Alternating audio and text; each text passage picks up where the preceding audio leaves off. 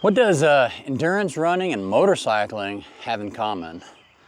At first it might not seem like much, but when we start talking about long distance motorcycle riding, that's actually how I got into it. See, I was a marathon runner, long distance runner, until I got sick. And when I got sick, I couldn't run anymore. But then I found or refound motorcycle riding. And with that, not having the fitness to run, but having the fitness to have that air, that wind through my hair, as it were, through my motorcycle, to me, having that was a similar feeling to the running. Motorcycling has always been, well, I say always been part of my life. It's been part of my life since I was 11, off and on.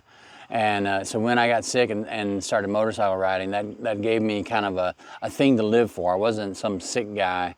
I was now just a guy on a motorcycle, riding.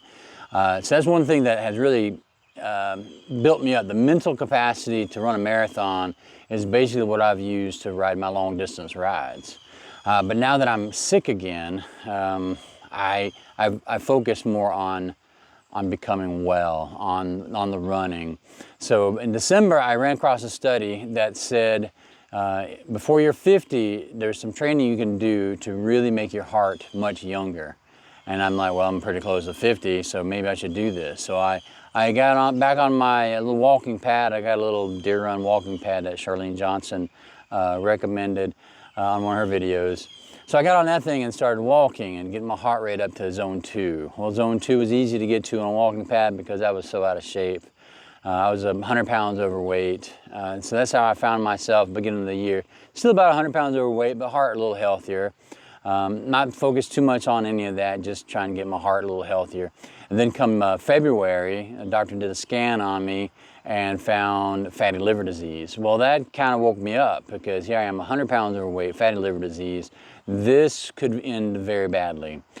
So quickly changed my diet. I essentially cut out basically all added sugar. I'm going to whole grains. I'm slowly transitioning into primarily plant-based, but I will keep some meat in there, but mainly chicken, fish, turkey, that type of thing. So very low fat. So I get my fat from avocados and nuts, things like that. So I've made this huge change, wanting to do better, wanting to live better, and my body remembers the running. My body remembers how it felt when I could run. And so I've set a goal. I set a goal of a 3:30 marathon by December of 26. So here we are, basically Memorial Day weekend of 2025. I have lost 35 pounds, roughly. I've been keeping track of this on another platform over on TikTok. You can check that out if you want to see some of my daily progress. Maybe I'll add it here. But I've been a motorcyclist for quite a while. YouTube knows me as Redbeard, and I'm still Redbeard, and I'm still riding. But I have this other journey I'm going on as well. I hope you come along. I'm trying to get fit. I'm trying to live a long time so I can ride a long time, so I can enjoy that family, so I can enjoy all of God's good creation.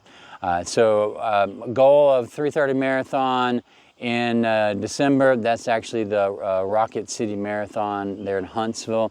So that's what I'm targeting. I have over a year to do that. One thing that has really encouraged me is I after my deer run usage, my heart rate, I could no longer keep it up using that thing. I was trying to double run on the thing, probably not very safe on a walking pad. So my wife and I bought a NordiTrack with the iFit. We started using that back in April. I started a series. I was starting to do the 10K series that had Tommy Rivs in it.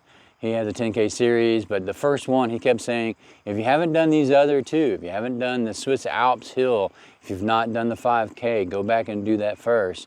He said that a few times throughout the 10K, the very first 10K video.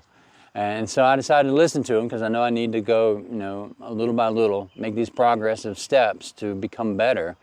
And so I went back to the I didn't do I think he mentioned doing like an intro to running. I'm like, I don't think I need that one, but the hill sounds like something I can use. So today I finished the Swiss Alps hill training with Tommy Rivs.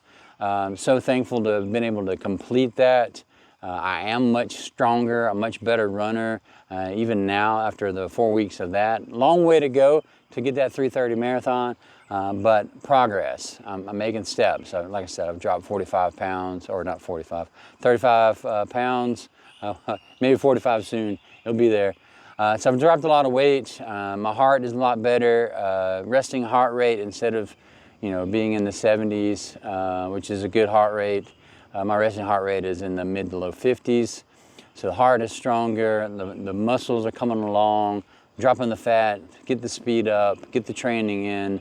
That's where I'm heading. And Tommy Rivs, if you're watching this, thank you so much. I know you've been through a lot since those trainings were made. You've had your own battle with cancer, car hit you. I don't know what all you've been through since then. Starting to follow you there on social media. I appreciate all that you've done. I appreciate your wonderful spirit, positive spirit. It's so encouraging. I appreciate it so much. That last training session on the Swiss Alps it's really touched me, encouraged me to keep going. I like learning so much from you throughout the 4 weeks that we did the hill training together. I feel like I know you. Maybe I'll meet you one day somewhere out there on the trail. Thank you so much, Tommy. We'll look forward to doing the 5K with you next. Well, I'll start that tomorrow. Blessings. Well, until my next adventure, this is Redbeard. See you on the road.